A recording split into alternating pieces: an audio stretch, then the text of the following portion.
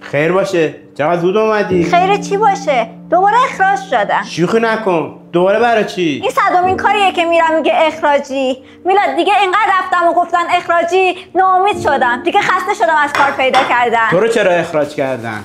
با این گرونی، با این تورم، کرایه خونه رو کی میخوابه؟ یه جوری حرف میزنی انگار طلبکاری. نکنه وظیفه منه که بخوام اجاره خونه رو بدم.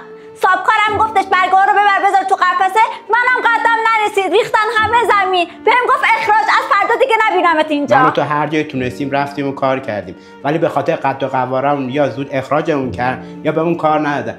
واقعا باید چه کار کنیم؟ ببخشید که صدامو بردم بالا، حق با توه. من و تو دنیای واقعی هر کجا که رفتیم به خاطر قد و قامتمون اخراجمون کردن و بهمون کار ندادن، ولی تو فضای مجازی تونستیم یه پیج بزنیم و خانواده‌ای داشته باشیم که مثل کو پشتمون باشن. از قدیم میگن خدا یه دری رو که برود ببنده در دیگه برود باز میکنه. تنها امید دلخوشی من بچهای فضا مجازی هستن، تو هر شرایطی منو تو رو حمایت کردن، کاری به قد و قامت ما هم ندارن.